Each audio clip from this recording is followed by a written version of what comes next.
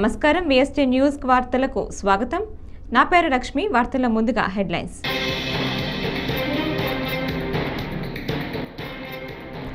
ఢిల్లీలో నేడు కూడా AP CM Chandrababu full busy. కేంద్ర మంత్రులతో వరుస భేటీలు.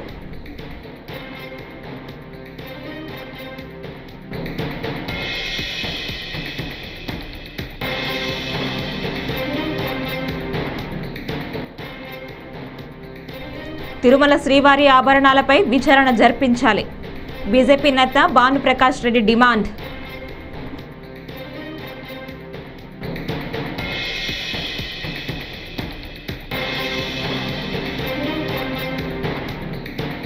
మంగళగిరి ప్రజల కోసం ఏర్పాటు చేసిన ప్రజా దర్బార్కు రాష్ట్రం నలుమూలల నుంచి పోటెత్తుతున్నారు మంత్రి నారా లోకేష్.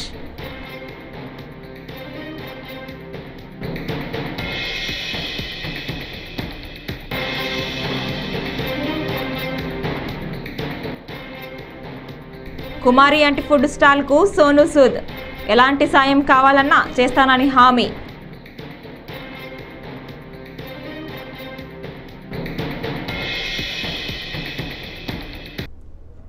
ఇక డీటెయిల్స్ చూస్తే ఏపీ ముఖ్యమంత్రి చంద్రబాబు ఇవాళ కూడా ఢిల్లీలో బిజీగా గడిపారు.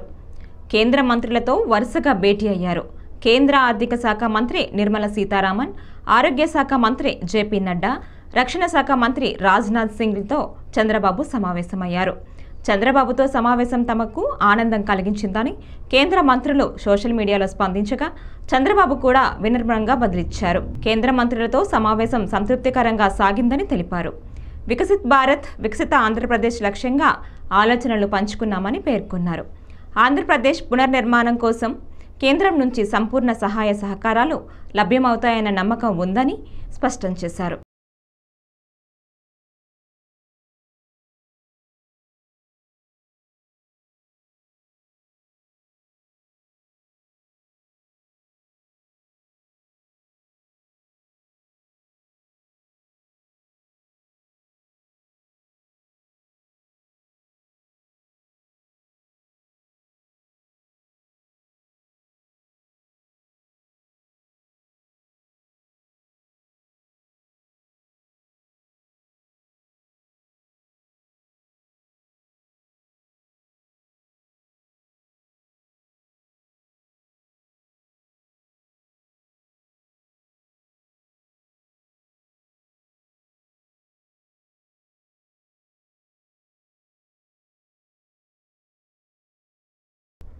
ఏపీ మంత్రి నారా లోకేష్ తన సొంత నియోజకవర్గం మంగళగిరి ప్రజల సమస్యలు తీర్చేందుకు ప్రజా దర్బార్ కార్యక్రమం ఏర్పాటు చేశారు. ప్రతిరోజు తప్పనిసరిగా కొంత సమయం కేటాయించి వందలాది మంది నుంచి వినతులు స్వీకరిస్తున్నారు. అయితే తమ ప్రజా దర్బార్ కార్యక్రమానికి ఇతర ప్రాంతాల వారు కూడా పోటెత్తుతున్నారని నారా లోకేష్ వెల్లడించారు. తొలుత మంగళగిరి ప్రజల కోసమని ప్రజా దర్బార్ మొదలుపెట్టాం. అయితే ఇప్పుడు ప్రజా దర్బార్కు రాష్ట్రం నలుమూల నుంచి కూడా వినతులు వెల్లువెత్తుతున్నాయి. ప్రజల నుంచి వినతి పత్రాలు తీసుకొని వాటిని సంబంధిత శాఖలకు పంపి పరిష్కరించేందుకు ప్రత్యేకమైన యంత్రాంగాన్ని ఏర్పాటు చేశాను. ఉండవల్లి నివాసంలో 12వ రోజు కూడా ప్రజా దర్బార్ కొనసాగింది. మంగళగిరి నుంచే కాదు, రాష్ట్ర వ్యాప్తంగా ప్రజలు తమ సమస్యలు చెప్పుకునేందుకు భారీగా తరలివచ్చారు.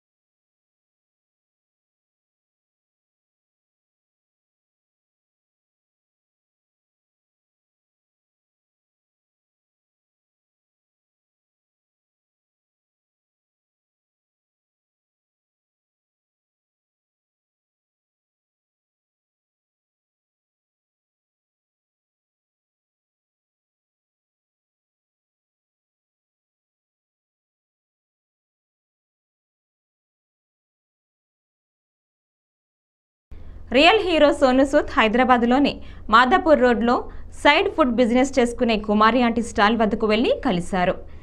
శుక్రవారం మధ్యాహ్నం మాదాపూర్లోని ఐటీసీ కోహినూరు పక్కన ఉన్న ఆమె ఫుడ్ స్టాల్ను సందర్శించి సర్ప్రైజ్ ఇచ్చారు.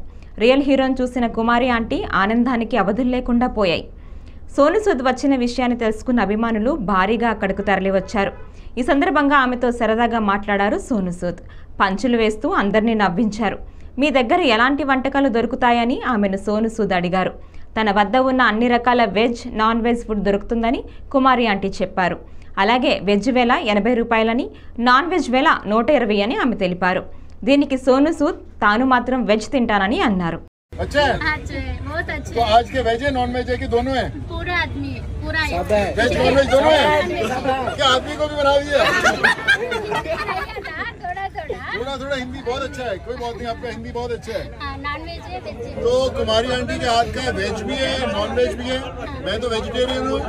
और कुमारी आंटी कितने का एक प्लेट?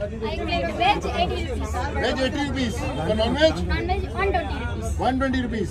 तो भैया मैं तो 80 रुपीज वाला कस्टमर हूँ। जो 80 रुपीज का वेजिटेरियन है, मेरे लिए कितने का डिस्काउंट है? फ्री। आज तो लॉटरी लग गया हमारा यार आंटी कुमारी आंटी। अगर आप फ्री बोलोगे तो मैं हर रोज आएगा खाने के लिए, चलेगा? మీరు ఎంతో మందికి హెల్ప్ చేస్తున్నారు.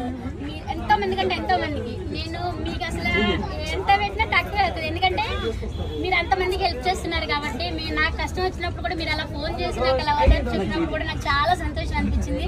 Thank you sir. Thank you so much Kumari aunty. God bless you.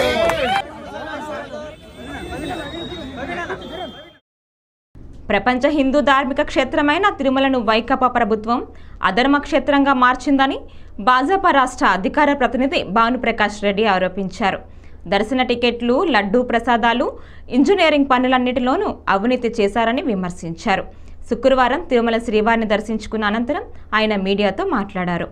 తీతేదేలో శ్రీవారి ఆభరణాలు భద్రమేనా అనే అనుమానాలు భక్తులకు ఉన్నాయన్నారు.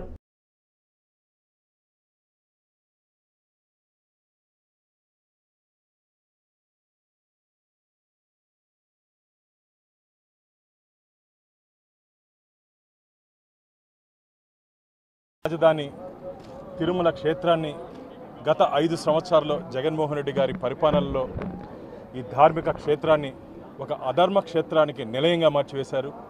ప్రసాదాల దగ్గర నుంచి, రూముల దగ్గర నుంచి, టికెట్ల దగ్గర నుంచి, ఇంజనీరింగ్ పనుల దగ్గర నుంచి అన్నిట్లో అవినీతికి ఆస్కారం ఇచ్చి 100 కోట్ల రూపాయలు కమిషన్ల రూపంలో దండుకున్నారని చెప్పి భక్తుల దగ్గర నుంచి అనేక ఫిర్యాదులు వస్తున్నాయి. మేము ఎక్కడ కలిసినా సరే ఒకటే చెప్తున్నారు, అన్న శ్రీవారి నగలు పదిలంగా ఉన్నాయని చెప్పి ప్రశ్నిస్తున్నారు. స్వామివారికి సంబంధించిన నగల విషయంలో కూడా ఈరోజు ఏ విధంగా అయితే విజిలెన్స్ ఎంక్వైరీ జరుగుతుందో టీటీడీలో జరిగిన అవినీతి అక్రమాల మీద, గతంలో శ్రీవారి నగల మీద వాద్వా కమిటీ, అలాగే జస్టిస్ జగన్నాథరావు కమిటీ గతంలో శ్రీవారి నగల్ని క్షుణ్ణంగా పరిశీలించి దాని మీద ఒక రిపోర్ట్ ఇవ్వడం జరిగింది. తిరిగి ఈరోజు హైకోర్టు సిట్టింగ్ జడ్జి చేత శ్రీవారి నగలకు సంబంధించి తిరిగి దాని మీద పూర్తి స్థాయిలో విచారణ చేపట్టి భక్తుల్లో కలిగినటువంటి అనుమానాల్ని నివృత్తి చేయాలని చెప్పి మేము కోరుకుంటున్నాం. ఈ విషయం మీద రాష్ట్ర ముఖ్యమంత్రి గారి దృష్టికి కూడా మేము తీసుకుపోతున్నాం. ఎందుకంటే గతంలో ఈ 5 సంవత్సరాల్లో కేవలం మట్టికి మిగతా విషయాలకి పరిమితమైన అనుకున్నామే తప్ప భక్తుల్లో, శ్రీవారి భక్తులు ఇంత ఆందోళన ఉంది, ఇంత భయపడుతున్నారని చెప్పి మాకు అనుమానాలు లేవు. కానీ ఈ మధ్య గత 10-15 రోజులుగా విపరీతంగా భక్తుల నుంచి ఫిర్యాదులు వస్తున్నాయి. అన్న ఖచ్చితంగా మీరు మాట్లాడాలి, దీని మీద విచారణ చేపడితే వాస్తవాలు ఖచ్చితంగా భక్తులకు తెలుస్తాయి. మాకైతే అనుమానాలు ఉన్నాయి. ఆ ప్రభుత్వంలో ఇక్కడ పనిచేసినటువంటి అధికారుల మీద మాకు నమ్మకం లేదు, ఇక్కడ పనిచేసినటువంటి ధర్మకర్తల మండలి అధ్యక్షుల మీద మాకు నమ్మకం లేదని చెప్పి. ఎందుకంటే ఇంజనీరింగ్ పనుల్లో కమిషన్లు తీసుకున్నారు 10 నుంచి 15%. టీటీడీ చరిత్రలో ఏ రోజు లేకుండా ఉంటే కమిషన్లు తీసుకున్నారు.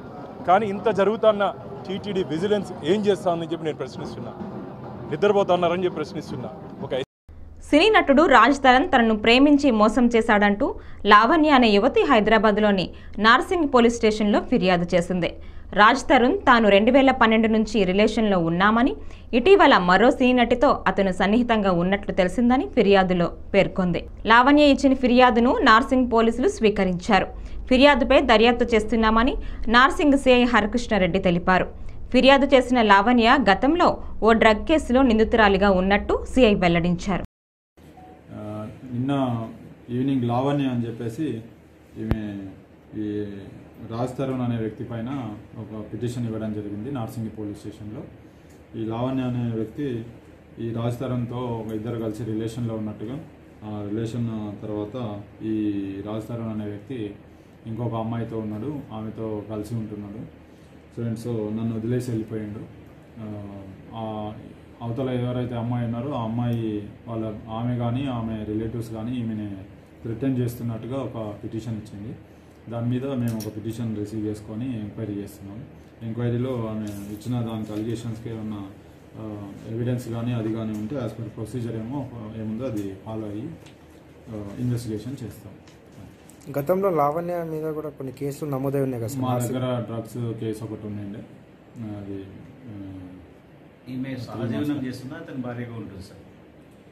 మేము రిలేషన్షిప్లో ఉన్నామని చెప్తుంది. అది చూస్తాం, మేము ఎంక్వైరీ చేస్తాం.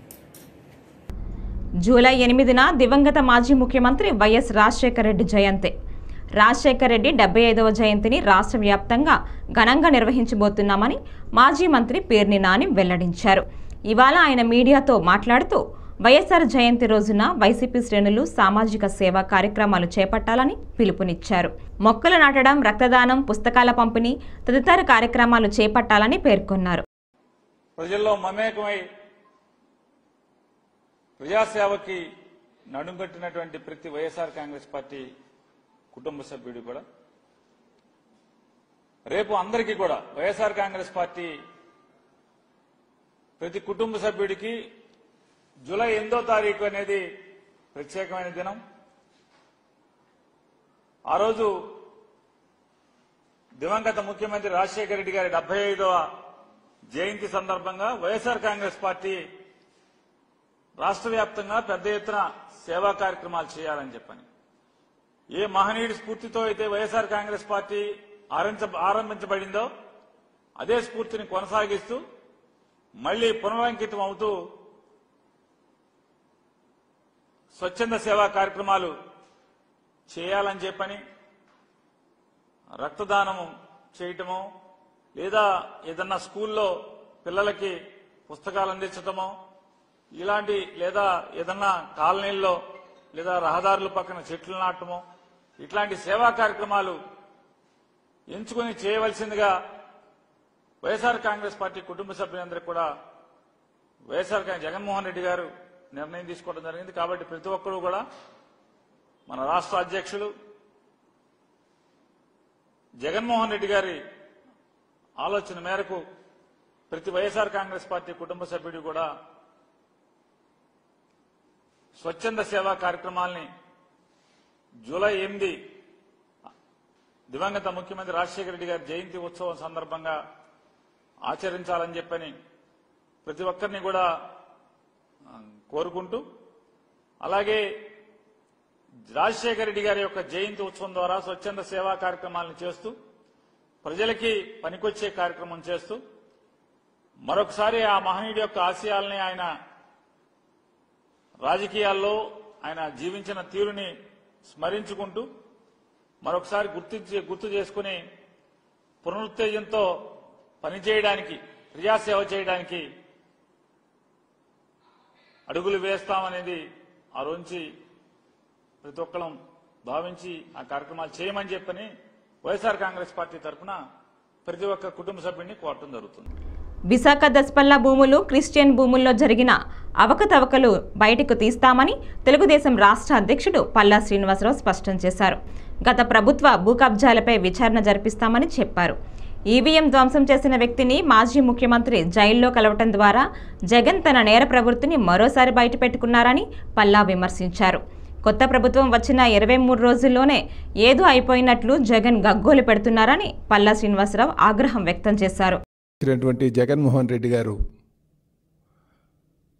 మరి పిన్నెల రామకృష్ణారెడ్డి గారిని జైలుకి వెళ్ళి పరామర్శించి వారు బయటకు వచ్చి మీడియాని అడ్రస్ చేశారు.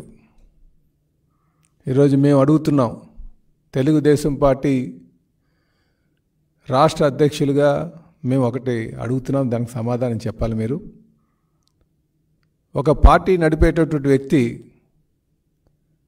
ఆదర్శంగా ఉండాల్సినటువంటి అవసరం ఉంది. అది తప్పి మీరు జైల్లో ఉన్నటువంటి వ్యక్తి దగ్గరికి వెళ్ళి ఈవీఎంని అందరూ చూస్తుండగానే పగలగొట్టి అలాగే సిఐ గారి పైన దౌర్జన్యం చేసినటువంటి వ్యక్తిని వెళ్ళి మీరు పరామర్శిస్తున్నారంటే మీరు ప్రజలకు ఎటువంటి మెసేజ్ పాస్ చేస్తున్నారో ఒకసారి సమాధానం చెప్పాల్సినటువంటి అవసరం ఉంది. ఎందుకంటే ఒక పార్టీ ఉందంటే ఆ పార్టీ ఆదర్శంగా ఉండాల్సినటువంటి అవసరం ఉంది. ఆ పార్టీ అధ్యక్షులు కూడా ప్రజల యొక్క ఆలోచనలకు అనుగుణంగా వెళ్ళాల్సినటువంటి అవసరం ఉంది. ముఖ్యంగా వాళ్ళు వేసే ప్రతి అడుగు కూడా ప్రజలు గమనిస్తూ ఉంటారు. కానీ ఈరోజు జగన్మోహన్ రెడ్డి గారు ఆయనకున్నటువంటి నేర చరిత్రని మరొకసారి నిరూపించుకుంటూ ఒక నేరస్తుడిని వెళ్ళి పరామర్శించడం చాలా సిగ్గుచేటని చెప్పి ఈ సందర్భంగా తెలియజేస్తున్నాం. ఎందుకంటే నేను తెలుగుదేశం పార్టీ రాష్ట్ర అధ్యక్షుడిగా మాట్లాడుతున్నటువంటి మాటలు ఇవి. ఏ నాయకుడైనా సరే ఆదర్శంగా ఉండాలి, ప్రజలకు ఒక మెసేజ్ పాస్ చేయాలి, ఒక నమ్మకం చేకూర్చుకోవాల్సినటువంటి అవసరం ఉంది. కానీ ఈరోజు ఒక క్రిమినల్ని పరామర్శించడం చాలా దురదృష్టకరం అని చెప్పేసి ఈ సందర్భంగా మేము తెలియజేస్తూ, అలాగే ఇప్పటికైనా సరే ఒక పద్ధతిగా వెళ్ళాల్సినటువంటి అవసరం ఉంది. నాయకులంటే, రాజకీయ నాయకులంటే ఈరోజు సమాజంలో కొంత వ్యతిరేక భావం ప్రజల్లో ఉంది. ఎందుకంటే వీళ్ళు చెప్పేది ఒకటి చేసేది ఒకటని. ఎందుకంటే ఈరోజు జగన్మోహన్ రెడ్డి గారు చేసేటువంటి తీరు, మాకు ఆయన వెళ్ళేటువంటి తీరుని చూసిన తర్వాత నిజంగా ఎప్పటికీ కూడా ఈ వ్యక్తి మారడు, వీళ్ళు మళ్ళీ ప్రజలే బుద్ధి చెప్తారని చెప్పేసి ఈ సందర్భంగా తెలియజేస్తున్నాం. అయితే ఈరోజు ఆయన ఇంకో మాట కూడా అన్నారు, తెలుగుదేశం పార్టీ కేవలం వాళ్ళు ఇచ్చినటువంటి ఏదైతే హామీలు ఉన్నాయో హామీలతోనే గెలిచారు, మోసపూర్తికంగా వీళ్ళు మాట్లాడి గెలిచారని చెప్పేసి మేము ఈ సందర్భంగా తెలియజేస్తున్నాం. గడిచిన 5 సంవత్సరాలుగా జగన్మోహన్ రెడ్డి గారిని ఏ విధంగా ఈ రాష్ట్ర రాయదుర్గం నియోజకవర్గం బొమ్మలహాల్ మండలంలోని నేమకల్లు గ్రామంలో బియ్యం చౌక ధాన్యపు డిపోను లీగల్ మెట్రాలజీ ఇన్స్పెక్టర్ శంకర్ గురువారం ఆకస్మికంగా తనిఖీ నిర్వహించారు. బియ్యం తూకంలో అవకతవకలకు పాల్పడిన డీలర్పై కేసు నమోదు చేసినట్లు ఆయన మీడియాతో తెలిపారు. చౌక ధాన్యపు డిపోలలో అవకతవకలకు ఎవరు పాల్పడినా లీగల్ మెట్రాలజీ చట్టపరమైన చర్యలు తప్పవని హెచ్చరించారు. నమస్కారం అండి, నా పేరు Shankar, inspector legal metrology Guntakal division. ఈరోజు తనిఖీల్లో భాగంగా బొమ్మనహల్ మండలంలో ఆకస్మిక తనిఖీలు నిర్వహించడం జరిగినది. దాంట్లో భాగంగా నేమకల్లు మీదుగా వస్తుంటే నేమకల్లులో ఒక ప్రభుత్వ చౌక డిపో నందు డెలివరీలు జరుగుతున్నాయి. ఆ డెలివరీల నందు 2 కార్డుదారులను తీసుకొని పరిశీలించగా వాళ్ళు ఒక్కొక్కరు 25 కేజీలు ప్రకారం తీసుకున్నారు. ఆ 25 కేజీలను మళ్ళా తిరిగి తనిఖీ చేసి పరిశీలించగా 25 కేజీలకు గాను 23 కేజీలే ఉన్నాయి. అంటే 2 కేజీలు తక్కువ ఇవ్వడం జరిగింది. వారి మీద లీగల్ మెట్రాలజీ చట్ట ప్రకారము కేసు నమోదు చేయడం, తక్కువ తూకం కింద కేసు నమోదు చేయడమైనది. మరియు కార్డుదారులకు, వినియోగదారులకు తెలియజేయడం ఏమనగా, మీరు తీసుకునే బియ్యం చౌక డిపోల నందు ఎటువంటి డబ్బాలు కానీ లేకపోతే ప్లాస్టిక్ బకెట్లు కానీ ఉంచడము ఉండకూడదు. వాటిని మీరు గమనించవలసిందిగా కోరడమైనది. మనం ఏదైతే తీసుకుపోతామో బ్యాగ్ కానీ లేకపోతే ప్లాస్టిక్ సంచి కానీ దాంట్లో మాత్రమే తూకం వేసుకొని మనకు రావాల్సిన రేషన్ని తీసుకోవాల్సిందిగా, మరియు వాళ్ళు తక్కువ తూకం వేస్తున్నారా లేదా ఎంత వేస్తున్నారా అనేది మనం గమనించవలసిందిగా కోరడం జరుగుతున్నది. ఇటువంటివి ఏవైనా కానీ మా దృష్టికి తీసుకుని వచ్చిన ఎడల వాటి మీద లీగల్ మెట్రాలజీ చట్ట ప్రకారము చర్యలు తీసుకునబడను. మా నంబరు 9398136961. ఈ నంబర్కు మెసేజ్ కానీ ఫోన్ ద్వారా కానీ తెలియజేసిన వారి మీద తగిన చర్యలు తీసుకునబడనని legal metrology Guntakal division inspector వారు తెలియజేయడం జరుగుతుంది. ప్రధానమంత్రి నరేంద్ర మోదీ మన్ కీ బాత్ ద్వారా ఇచ్చిన పిలుపు మేరకు తల్లి పేరిట చెట్టు పథకం కింద శుక్రవారం విజయవాడలో బీజేపీ కార్యకర్తలు చెట్లు నాటారు. ఈ కార్యక్రమానికి ముఖ్య అతిథిగా మాజీ మంత్రి, రాష్ట్ర బీజేపీ అధ్యక్షురాలు దగ్గుబాటి పురంధేశ్వరి విచ్చేశారు. అనంతరం ఆమె మాట్లాడుతూ వాతావరణంలో ఉష్ణోగ్రతలు విపరీతంగా పెరిగిపోతున్నాయని, దీనిని అరికట్టడానికి ప్రతి ఒక్కరూ చెట్లు నాటాలని చెప్పారు.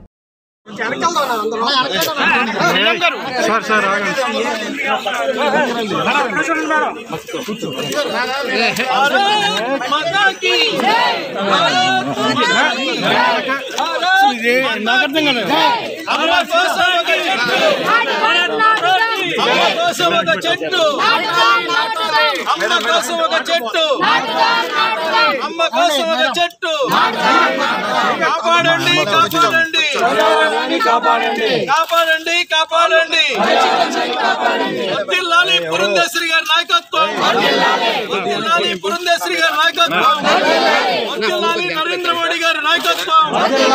భారత్ మాతా కీ